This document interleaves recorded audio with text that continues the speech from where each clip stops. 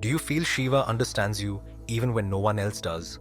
That no matter how broken or flawed you feel, Shiva will still accept you. That when life collapses, your mind doesn't call for help, it calls for Shiva. If this feels true to you, then this Mahashivratri, something within you will change. And this video is not accidental, it is something Shiva himself wants you to see. Mahashivratri was introduced to humanity even before many organized religion. It comes from pre-Vedic Shiva traditions, long before temples, idols or scriptures were introduced. Ancient scriptures like the Shiv Puran proves that sages and saints noticed one night every year when the human nervous system naturally becomes more receptive and the spine becomes more sensitive to upward energy movement. This night was later identified as the darkest night of the lunar month, known as Krishna Paksha or Chaturdashi. Darkness here is not evil. It represents minimum external stimulation, perfect conditions for inner transformation. We see different names, but same principle in many religions. One night where awareness is amplified. In Christianity, Jesus fasted, spent nights in prayers. In Islam, Laylat al-Qadr, the night of power, a single night when consciousness is said to be elevated. In Buddhism, full moon, meditation nights, silence and wakefulness. Most shocking misconception here is most people, mostly youngsters nowadays, call Shiva the god of intoxication. They say he lives in smoke. They say he is always intoxicated. They say, if Lord Shiva can, why can't I? So they assume intoxication is Shiva's path. But pause here. If poison itself could not harm Shiva, then how could any substance even affect him? If the deadliest poison only turned his throat blue and nothing more, how could alcohol, bhang or hashish do anything to him at all?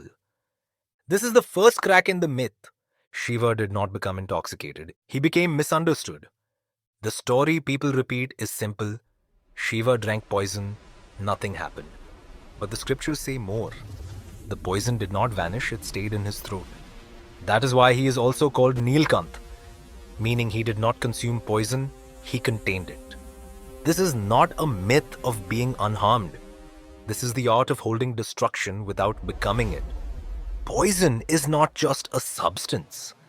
As per Vedic logic, poison here means the pain, the anger, the chaos, destructive emotion. Shiva shows you don't numb it, you don't drown it, you don't escape it. You hold it with your awareness until it loses power. Shiva lives beyond pleasure and pain, beyond fear and craving, beyond reaction, to an unconscious mind that looks like intoxication. When people saw someone unaffected by loss, unmoved by desire, unshaken by chaos, they assumed he must be high. Yes, he was high, but he was on a higher state of mind. What intoxication gives temporarily? Loss of ego, loss of fear, loss of overthinking. Shiva had permanently gained mastery over it. People wanted the feeling, not the discipline. So they copied the appearance, not the essence. And this confusion continues even today. On Shivaratri, people drink bhang. They smoke weed, hashish, chillum. They stay awake not in awareness but in intoxication. Some even turn Mahashivratri into psychedelic rave parties. Noise instead of silence. Escape instead of stillness. Stimulation instead of clarity. The essence is lost. Because Mahashivratri was never about losing control, it was about gaining it. That is why real yogis on Shivaratri meditate, do mantra japas, fast, sit upright, stay awake, remain alert, no substance needed. The body becomes sensitive, the mind becomes alert, the spine naturally rises. This is natural ecstasy. Shiva is not a person sitting somewhere. In Sanskrit, Shiva means that which is not a person, not a personality, not a role to be played. He is what remains when everything else falls away. Shivaratri is not about worshipping Shiva, it is about becoming available to stillness. The real Shiva is not found in smoke or poison. He has always been waiting in stillness inside you. You just need to awaken it. Here is what no one tells you.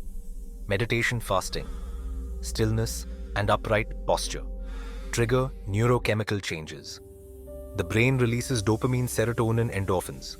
But without the crash, without dependency, without damage, this is self-generated bliss.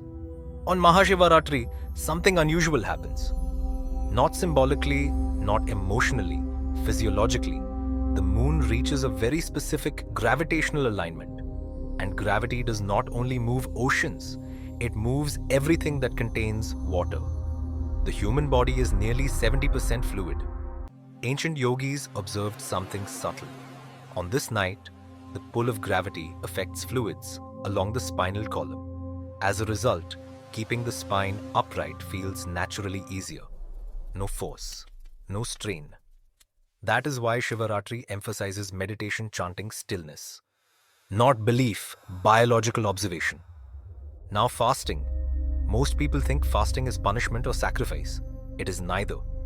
Digestion is one of the most energy-consuming processes in the body. When you eat, a large portion of neurological energy is diverted to the gut. When digestion pauses, brain activity shifts, sensory noise reduces, awareness increases. Now comes the most misunderstood part, staying awake all night. Normally, night equals unconsciousness.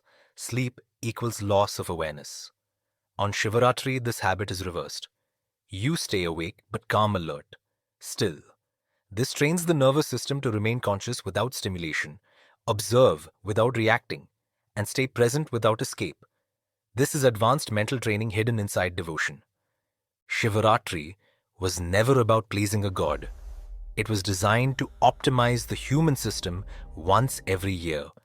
Less food, less sleep, less noise, more awareness. So this Shivaratri, don't try to escape yourself. Sit upright, stay sober, reduce stimulation, observe your breath. Stay awake as long as you can consciously. Not to worship Shiva, but to experience the state Shiva represents. Because Shivaratri is not a festival, it is a manual. And it was always meant to be practiced. If this changed how you see Shivaratri, like the video, if you learned something they never taught you, and this Mahashivratri, share it with someone who needs a new perspective.